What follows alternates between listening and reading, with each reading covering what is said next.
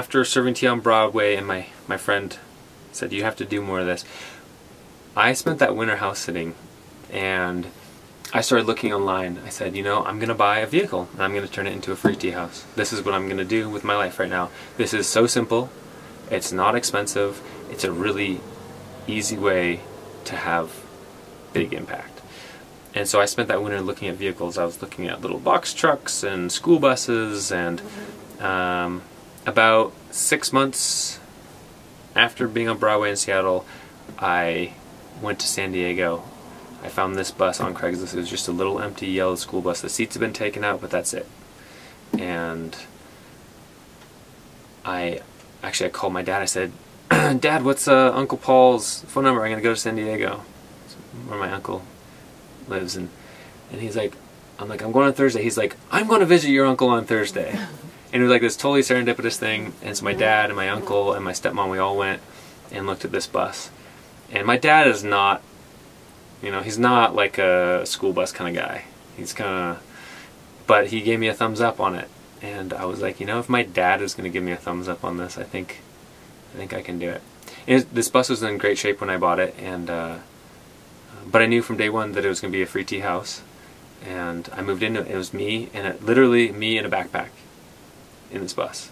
A sleeping pad, a sleeping bag, and emptiness.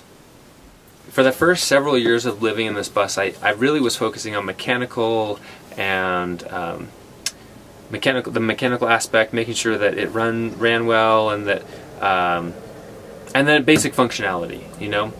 And in my old journals, I can go back through, and there's hundreds of these little rectangles that have been drawn with different shapes drawn in them, and it's, you know, maybe the bed's here and the kitchen's here and the seating is over there, or, you know, and it's, I drew so many things. And the construction process of this will, this bus, all but 2 pieces of wood are salvaged. So it's all made from recycled materials. About 75% of the hardware, including screws, are salvaged. It runs on recycled vegetable oil. So like a big part of this bus is that it's trash, it's waste, it's all leftover scrap, unused, or, you know, things that are getting a second life or a third or a fourth life. And so in designing and building it, it wasn't something I could just go to the hardware store and buy things and put it together. It was really like finding the right things, collecting latches and knobs and hinges and pieces of wood, and then building relationships with people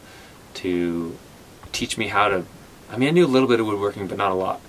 And so people teaching me these things, you know, upping my skills in wiring, and you know, kind of just, this bus was built piece by piece. And it took the better part of 5 years to put it all together. And in those 5 years, I've had 5 iterations of a bed. I've had 3 iterations of a kitchen. There's been, you know, for the first 3.5, 4 years, my sink was a water bag I hung from the side mirror outside in a dish rack on the windshield. And it really, there was like the period from like 3 years ago to a year and a half ago was like the solid chunk that I put in a lot of time, and that was dialing in the systems, that was finishing up, you know, getting a lot of the woodwork done in here, building the drawers and the shelves and the cabinets, and figuring out and really honing in, getting my vegetable oil system together and my solar electric all tied in, and fun little systems like my hot water for my sink is heated by waste heat from my engine. So like maximizing the utilization of energy sources that are already here. So the build process was also based around shop spaces and elders, people who had skills already and resources who shared with me in a lot of different ways. So there was woodworkers and metalworkers and you know, people who have become central figures in my life for those kinds of skills, who invited me into their shop spaces, and some of it was just sharing and giving to me, and I ended up in return, you know, helping a lot of those people back, or I was doing a work trade situation in one shop, and a lot of this material a lot of the wood came out of a certain shop in Eureka, California. That's why a lot of it's old growth redwood, salvaged old growth redwood, but all just, hey, I want to see you succeed, you want to see me succeed. Anytime he needed help, I would drop what I was doing and I would help him. And anytime I wanted to use the shop or some wood, I could. He's basically would tell me like the few pieces of wood or materials he didn't want me to touch, but the rest was open and free. He had like, I helped him set his shop up. We built like 40 feet of racks, 8 feet deep, 8 feet tall wood racks, and filled it all with salvaged material.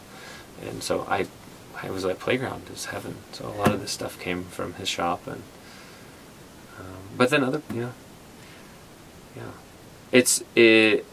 for 5 years, the first 5 years of living here was living in it full time, traveling full time, building it, and serving tea. The tricky part is like I'd be, you know, at my buddy's shop all day, like putting things together and building stuff. There'd be sawdust and new things happening, and then I'd sweep it all out and I'd get all the tools out and put it all away, and then I'd drive down to like an art walk and like go serve tea, and then, you know, pack that up, cook dinner, and, you know, go to sleep, and the next morning start all over again, making, building stuff.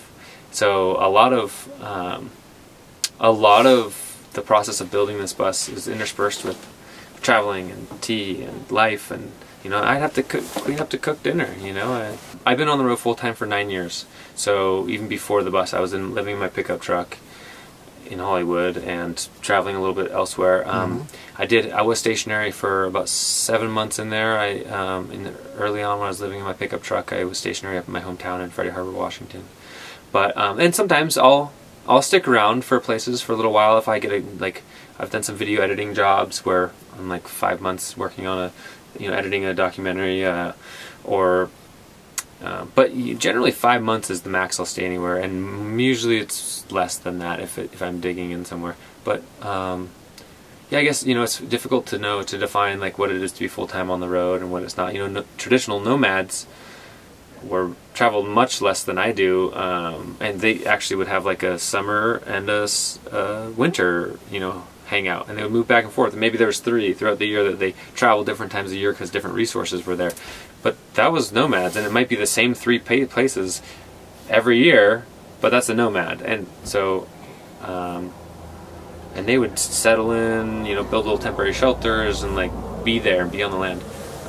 And I do that places, and then a lot of times I'm only in a place for a week or a few days, or like before here I was in Alpine for 3 days, and it was awesome. I was there for the art walk. I served like 500 cups of tea in 2 days and then moved on. So this bus's engine is powered by waste vegetable oil and biodiesel. About 95% of what I've put in this bus in the last 6.5 years has been one of those 2 biofuels. Occasionally I have to put diesel in just because of availability and whatever, but very minimally. For long distance I use recycled vegetable oil, which is a waste product from restaurant deep fryers. It's getting harder and harder to get for free these days, although Texas has been no problem. Lots of fried food and not very many people running waste vegetable oil or making biodiesel from it. Yeah, so waste vegetable oil, it's more of like a work for your fuel kind of thing than a pay for your fuel kind of thing. It's collecting. I use a centrifuge to clean it, so I spin it at high velocity to separate out particulate and water, and then I pump it through that's a big process to do that. It's like a 5-hour process for doing 60 gallons. And then I pump it through a filter to catch any last things, and then it's in my clean vegetable oil tank. I start on diesel or biodiesel, and once I'm up to operating temperature, switch to vegetable oil and cruise. And so for anything under 5 miles, I don't run waste vegetable oil, because it's just the warm-up time, and then I have to switch over like a mile before I get somewhere. It's just not worth it. But anything over 5 miles, I use recycled vegetable oil. I designed a vegetable oil system that it's really hard to find, filter, dewater, and use vegetable oil on the road. Most people who run waste vegetable oil have a stationary location where they, usually heat and settle vegetable oil and maybe do a little bit of evaporative action by heating it to get some of the moisture out, run it through some water block filter elements, and then you've got clean fuel, or maybe a centrifuge. But on the road it's much more difficult because heating and settling, like you're driving and you're bumping, and settling it does not work as well. So my system is really unique in that I have a centrifuge on the road, and I use my bus to heat my dirty vegetable oil, and then my alternator to power the centrifuge, so I can idle somewhere and just be all self-contained. It takes about 1 gallon of vegetable oil to centrifuge about 15 to 20 gallons of vegetable oil. So I got to use, I've got to use some fuel to make my fuel, but it's a pretty good ratio, 20 to 1 or 15 to 1. And yeah, so I have a centrifuge that mounts on the side of the bus when I'm centrifuging. Otherwise, it's just in a tub. I designed it so all my vegetable oil stuff is external. Most vegetable oil vehicles, especially buses, have a lot of like tanks and tubs and things inside, and it just smells gross, and it just gets all over everything, and you spill it. And so I've got a 60-gallon dirty vegetable oil tank underneath on this side, and a 30-gallon vegetable oil tank underneath on that side. I learned how to weld stainless steel just to build my tanks. They're all custom access panels, heated fuel pickup on the clean tank, a 25-foot coolant, stainless coolant coil, and the dirty tank, fuel level senders, all kinds of bungs for fittings and etc. And then I have one tub, it's like a big Rubbermaid tub, and that has my centrifuge, it has a pump for gathering vegetable oil, it has a funnel for when I'm just pouring vegetable oil into my dirty tank, and just a few other vegetable oil miscellaneous stuff. So it all fits in one tub, it doesn't stink up my bus, and it's back underneath here. So waste vegetable oil, you know, up until about 8 or 10 years ago, everywhere in the country, people paid to get rid of waste vegetable oil as a waste product. You bought it, you deep fried, you know, restaurants would buy it, deep fry tempura, fries, whatever it is, and then that, they'd pay like a rendering company or someone to take it away. And then that, it would get turned into animal feed, cosmetics, you know, fuel for industrial plants, whatever, various things. But what started happening is more and more people, especially in more liberal places, the West Coast especially, started running waste vegetable oil, and then, or making biodiesel from it. And so on the West Coast, it's much harder to get free waste vegetable oil now. And then the other thing that's been happening is there's been a lot of companies that collect it for making biodiesel, you know, which is like stoked. People are like, okay, cool, we'll get rid of it and it'll be made into biodiesel. But what ends up happening is it gets shipped to Europe where it's made into biodiesel, because way more people use biodiesel, or more people have diesel vehicles in Europe, and so a huge amount of our waste vegetable oil goes to Europe, which is kind of funny and a little silly. So, but my theory, I've been mostly West Coast and mostly Western United States in my travel. My theories have proved to be true, which is when you get off the West Coast and when you're on smaller back highways and there's less likely going to be people collecting it, it's free and abundant. So in Marfa, I filled up, I was pretty much empty, and I got about 90 gallons of vegetable oil in Marfa from people who've been collecting it from restaurants, directly from restaurants, from people. So yeah, that's, you know, 90 gallons, that's easily 1,000 miles for me. It's kind of free, you know, I gotta work for it, so it depends on your definition of freedom.